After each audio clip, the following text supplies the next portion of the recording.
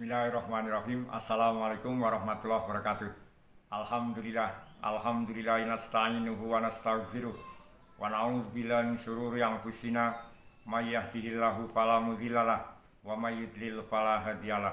Wa asyhadu an la ilaha illallah wahdahu la syarikalah wa asyhadu anna Muhammadan abduhu wa rasuluh. Arsalahu bil haqqi basyira wa nadhiran baina yaday sangah. May yuti'illaha wa rasulahu faqad rasida. Wa may ya'sihima fa innahu la yadurru ila nafsa wa la yadurullaha syai'a. Allahumma sholli ala Muhammad wa ala ali Muhammad kama shallaita ala Ibrahim wa ali Ibrahim innaka Hamidum Majid. Wa barik ala Muhammad wa ala ali Muhammad kama barakta ala Ibrahim wa ali Ibrahim innaka Hamidum Majid. Para remaja kaum muslimin dan muslimat rahimani rahimakumullah. Menuntut ilmu agama adalah merupakan salah satu perintah dari Allah SWT. Demikian juga Rasulullah SAW menyuruh kita agar menuntut ilmu agama. Maka ketika kita memiliki waktu, hendaklah kita gunakan untuk mau belajar agama, baik dengan menghadiri majlis-majlis ilmu yang diajarkan Kitabullah dan As-Sunnah, sehingga kita akan mengetahui apa yang diperintahkan oleh Allah SWT dan apa yang dilarangnya. Selanjutnya, hendaklah kita berusaha untuk mengamalkannya, karena kita akan menjadi orang yang bertakwa kepada Allah kalau kita mengetahui ilmunya, dan kita akan semangat beribadah kepada Allah kalau kita mengetahui ilmunya. Untuk itu, cobalah untuk selalu membaca kitab-kitab yang ditulis oleh para alim ulama, dan kita bisa bertanya kepada mereka yang memahami ilmu agama yang benar. Maka dengan demikian kita akan bisa menjadi orang yang beribadah kepada Allah, bertakwa kepada Allah, dan semangat dalam amal solih yang kita lakukan. Namun kalau kita malas untuk menuntut ilmu, maka kita akan tertipu dengan kehidupan dunia. Kita malas beribadah, kita malas membaca Al-Quran, dan kita malas untuk berbuat kebajikan lainnya. Allah SWT berfirman yang menunjukkan agar kita disuruh untuk menuntut ilmu agama, yaitu dalam surat At-Taubah ayat 122. A'udzubillahi minasyaitonirrajim. Bismillahirrahmanirrahim. Wa ma kanal mu'minuna liyanfiru kaffah falaula nafara min kulli firqatin minhum ta'ifatul liyatafaqahu fid-din wa liyunziru qaumahum idza raja'u ilaihim la'allahum yahzarun. Tidak sepatutnya bagi mukminin itu pergi semuanya ke medan perang. Mengapa tidak pergi dari tiap-tiap golongan di antara mereka beberapa orang untuk memperdalam pengetahuan mereka tentang agama dan untuk memberi peringatan kepada kaumnya apabila mereka telah kembali kepadanya, supaya mereka itu dapat menjaga diri. Kemudian kalau kita ingin mengetahui tafsir dari ayat ini, dijelaskan oleh Syekh Abdurrahman bin Nasir As-Sa'di, yaitu setelah mereka ditegur oleh Allah karena tidak ikut berperang, maka ketika Nabi SAW mengirimkan syariah atau pasukan kecil, semuanya ikut berangkat. Kemudian turunlah ayat di atas. Ayat ini menunjukkan keutamaan ilmu syar'i dan bahwa orang yang telah mempelajari ilmu hendaklah menyebarkannya di tengah-tengah hamba Allah, karena tersebarnya ilmu dari seorang yang berilmu atau alim termasuk keberkahannya dan pahalanya akan berkembang untuknya. Adapun jika dibatasi untuk dirinya saja dan tidak didakwahkannya di jalan Allah dengan hikmah dan nasihat yang baik, serta tidak mengajarkan orang-orang bodoh hal-hal yang tidak mereka ketahui, maka apa hasil yang diperoleh dari ilmunya? Dirinya akan mati, ilmu dan buahnya pun mati. Dan hal ini sungguh sayang bagi orang yang diberikan ilmu dan kepahaman. Dalam ayat ini juga terdapat petunjuk pengarahan, yakni bahwa kaum muslimin hendaklah membagi-bagi tugas. Ada yang khusus mengisi waktunya untuk suatu maslahah yang sungguh-sungguh terhadapnya, tidak berpindah kepada yang lain, agar maslahat mereka tegak dan manfaat menjadi sempurna. meskipun jalur yang dilewati berbeda-beda, amal yang dilakukan tidak sama, namun tujuannya satu, yaitu menegakkan maslahat agama dan dunia mereka. Kemudian Allah Subhanahu wa taala juga berfirman dalam surat Toha ayat 114. Fata'alallahul malikul haq wa la taj'al bil qur'ani min qabli ayyuhdha ilaika wahyu wa qur rabbi zidni ilma. Maka Maha Tinggi Allah Raja yang sebenar-benarnya, dan janganlah kamu tergesa-gesa membaca Al-Quran sebelum disempurnakan mewahyukannya kepadamu. Dan katakanlah, ya Tuhanku, tambahkanlah kepadaku ilmu pengetahuan. Kemudian Rasulullah SAW bersabda, Thalabul ilmi faridatun ala kulli muslimin. Menuntut ilmu itu wajib atas setiap muslim. Hadis riwayat Ibnu Majah nomor hadis 224 dari sahabat Anas bin Malik radhiyallahu anhu, disahihkan oleh Al-Albani dalam Sahih Al-Jami' As-Shahir nomor hadis 3913. Kemudian apakah ilmu? Ilmu adalah kunci segala kebaikan. Ilmu merupakan sarana untuk menunaikan apa yang Allah wajibkan pada kita. Tak sempurna keimanan dan tak sempurna pula amal kecuali dengan ilmu. Dengan ilmu Allah disembah, dengannya hak Allah ditunaikan, dan dengan ilmu pula agamanya disebarkan. Kebutuhan pada ilmu lebih besar dibandingkan kebutuhan pada makanan dan minuman, sebab kelestarian urusan agama dan dunia bergantung pada ilmu. Imam Ahmad rahimahullah mengatakan, manusia lebih memerlukan ilmu daripada makanan dan minuman, karena makanan dan minuman hanya dibutuhkan 2 atau 3 kali sehari, sedangkan ilmu diperlukan di setiap waktu. Namun yang dimaksud dengan ilmu di sini adalah ilmu syar'i, yaitu ilmu yang menjadikan seorang mukallaf mengetahui kewajibannya berupa masalah-masalah ibadah dan muamalah. Juga ilmu tentang Allah dan sifat-sifatnya, hak apa saja yang harus dia tunaikan dalam beribadah kepadanya dan mensucikannya dari berbagai kekurangan. Ini ada dalam kitab Fathul Bari halaman 92. Kemudian hendaklah setiap muslim dan muslimah diperintahkan untuk menuntut ilmu, karena dengan menuntut ilmu mereka akan mengetahui tentang agama Islam yang bersumber dari Al-Quran dan As-Sunnah.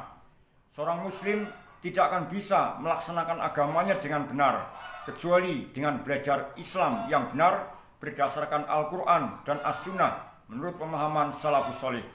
Agama Islam adalah agama ilmu dan amal, karena Nabi SAW diutus dengan membawa ilmu dan amal salih. Kemudian hukum menuntut ilmu syar'i atau ilmu agama.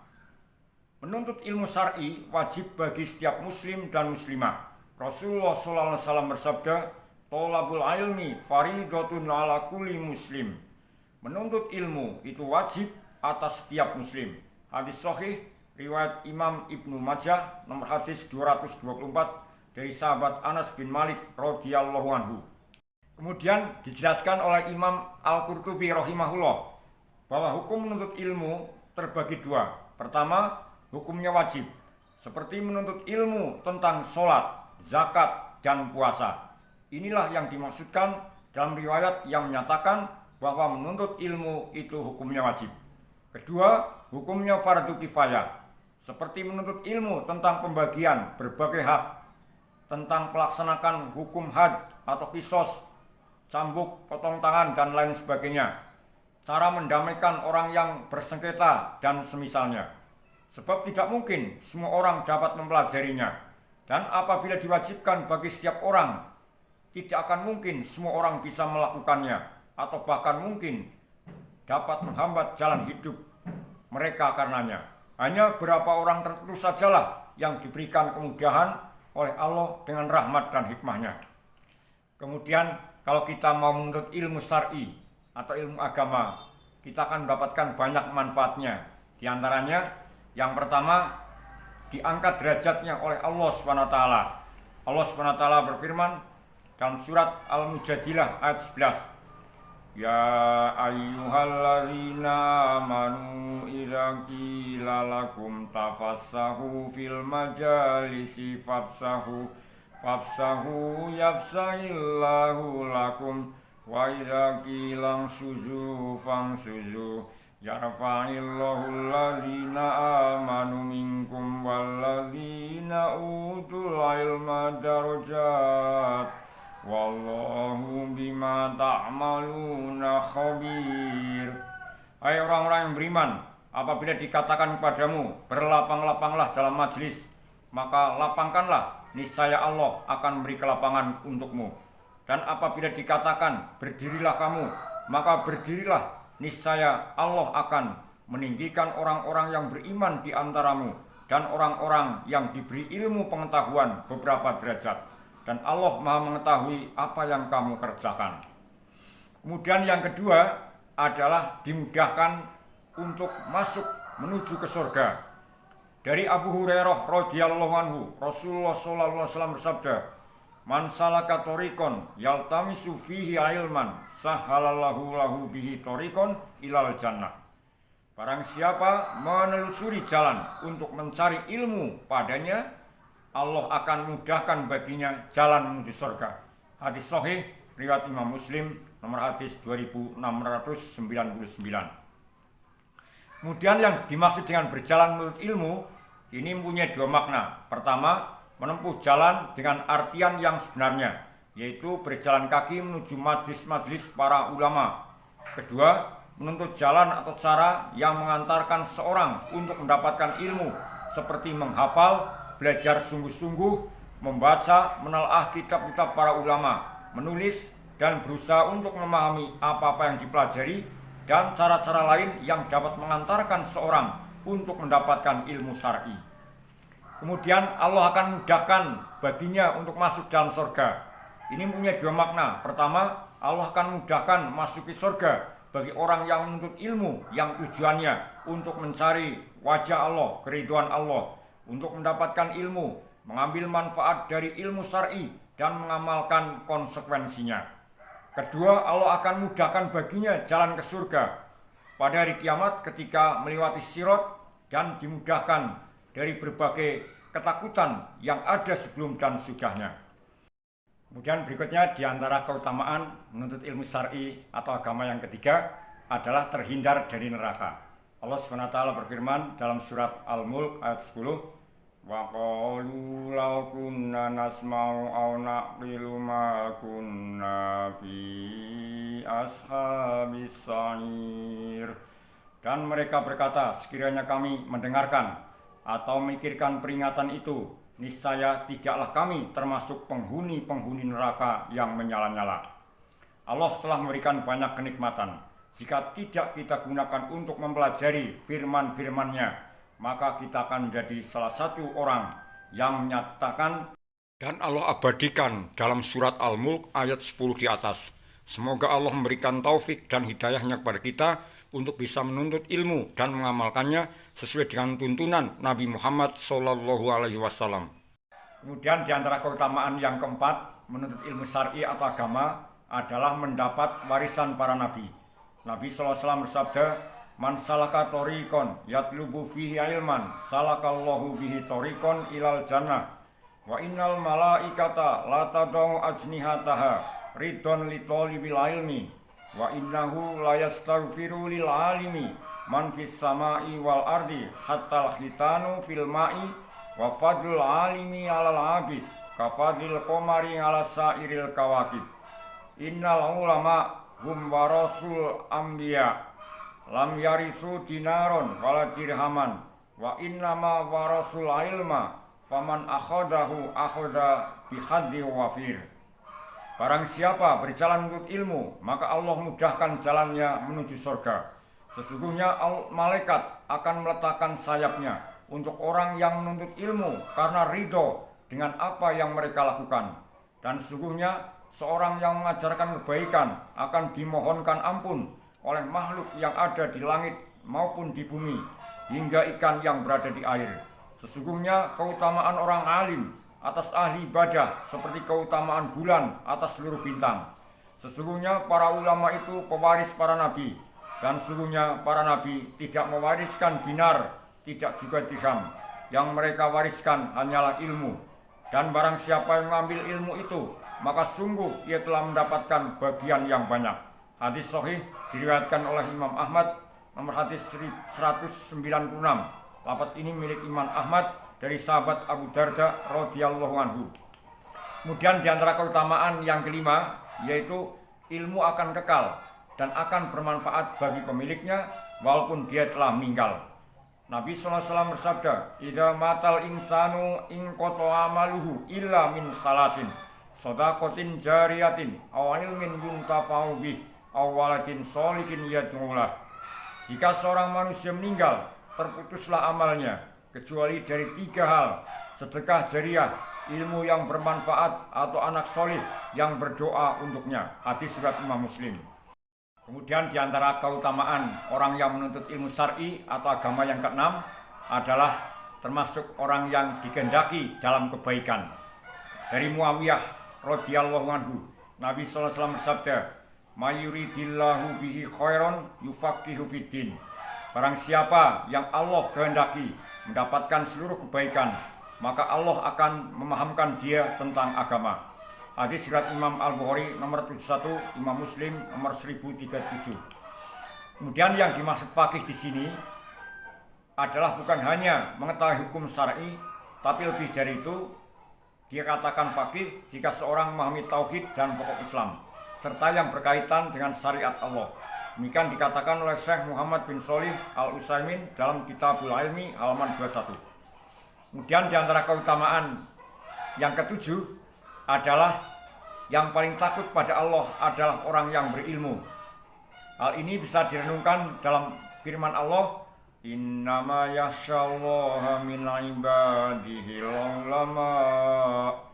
Sesungguhnya yang takut kepada Allah di antara hamba-hambanya hanyalah ulama. Al-Quran Surat Fatir ayat 28. Kemudian dijelaskan oleh Al-Imam Ibnu Katsir rahimahullah. Beliau berkata, sesungguhnya yang paling takut pada Allah dengan takut yang sebenarnya adalah para ulama atau orang yang berilmu. Karena semakin seseorang mengenal Allah yang Maha Agung, Maha Mampu, Maha Mengetahui, dan dia disifati dengan sifat dan nama yang sempurna dan baik, lalu dia mengenal Allah lebih sempurna, maka ia akan lebih memiliki sifat takut dan akan terus bertambah sifat takutnya. Tafsir Al-Quranul Azim halaman 308. Kemudian di antara keutamaan yang ke-8 menuntut ilmu syar'i adalah ketika berada di majelis ilmu, dia berada di taman-taman surga. Nabi Muhammad SAW bersabda, "Idza marartum biriyadil jannah farta'u." Qalu ya Rasulullah, "Ma riyadul jannah?" Qal hilaqul dzikr. Apabila kalian berjalan melewati taman-taman surga, perbanyaklah berzikir. Para sahabat bertanya, "Wahai Rasulullah, apakah yang dimaksud dengan taman-taman surga?" Beliau SAW menjawab, yaitu halakoh-halakoh dzikir atau majlis ilmu. Hadis Hasan diriwayatkan oleh Imam At-Tirmidzi nomor hadis 3510. Kemudian juga Imam Ahmad nomor hadis 150 dan lainnya dari sahabat Anas bin Malik radhiyallahu anhu. Kemudian dijelaskan oleh Imam Atha bin Robah yang wafat tahun 114 Hijriah. Dia berkata, majlis-majlis zikir yang dimaksud adalah majlis-majlis halal dan haram. Bagaimana harus membeli, menjual, berpuasa, mengerjakan sholat, menikah, cerai, melakukan haji, dan yang sepertinya. Ini disebutkan oleh Imam Al-Hatib Al-Baghdadi dalam Al-Faqih wal Mutafaqih nomor 40. Kemudian di antara keutamaan menuntut ilmu syar'i atau ilmu agama yang ke-9 adalah terhindar dari terlaknat. Nabi SAW bersabda, "Inna dunya mal'unatun, mal'unun ma fiha illa dzikrullah wa ma walah wa alimun aw muta'alim." Dunia itu terlaknat dan segala yang terkandung di dalamnya pun terlaknat kecuali orang yang berzikir kepada Allah, yang melakukan ketaatan kepadanya, seorang alim atau penuntut ilmu syar'i. Hadis riwayat Imam At-Tirmidzi, Ibnu Majah dalam Shahihul Jami, dan Syekh Al-Albani mengatakan bahwa hadis ini hasan. Kemudian di antara keutamaan menuntut ilmu syar'i yang 10 adalah Allah tidak memerintahkan nabinya meminta tambahan apapun selain ilmu. Allah Subhanahu wa taala berfirman, wa qul rabbi zidni ilma. Dan katakanlah, wahai Rabbku, tambahkanlah kepadaku ilmu. Al-Quran surat Toha ayat 114. Kemudian di antara keutamaan yang ke-11, kalau kita belajar di masjid, membaca Al-Quran dan mempelajari maknanya atau isinya, maka kita akan mendapatkan ketenangan, rahmat, dan dimuliakan para malaikat. Nabi SAW bersabda, wa majtama qaumun fi baitim mim buyutillah yatluna kitaballahi wa yatadarasunahu bainahum illa nazalat ngalahimus sakinah wa ghasyiyatuhumur rahmah wa haffathumul malaikah wa dzakarahumullahu fi man indah. Tidaklah suatu kaum berkumpul di salah satu rumah dari rumah-rumah Allah atau masjid membaca kitabullah dan saling mempelajarinya, melainkan akan turun kepada mereka sakinah atau ketenangan. Mereka akan dinaungi rahmat, mereka akan diliputi para malaikat, dan Allah akan menyebut-nyebut mereka di sisi para makhluk yang dimuliakan di sisinya. Hadis riwayat Imam Muslim, nomor hadis 2699. Kemudian di antara doa menuntut ilmu adalah sebagaimana yang difirmankan oleh Allah SWT dalam surat Toha ayat 114. Rabbi zidni ilma, ya Tuhanku, tambahkanlah kepadaku ilmu pengetahuan. Kemudian di antara doa lain ketika kita menuntut ilmu adalah seperti yang disabdakan oleh Nabi SAW, Allahumma inni as'aluka ilman nafi'an wa rizqan thayyiban wa amalan mutaqabbalan. Ya Allah, aku mohon padamu ilmu yang bermanfaat, rezeki yang thayyib, yang baik, dan amalan yang diterima. Hadis riwayat Imam Ibnu Majah, nomor hadis 925, dan hadis ini hadis sahih. Dan biasanya doa ini diucapkan setelah sholat subuh. Demikian yang bisa kita sampaikan dalam kesempatan kali ini.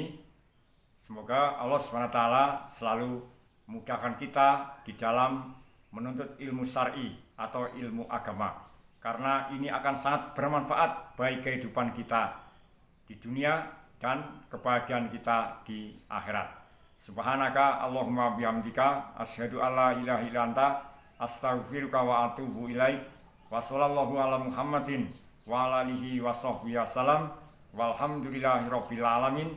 Assalamualaikum warahmatullahi wabarakatuh.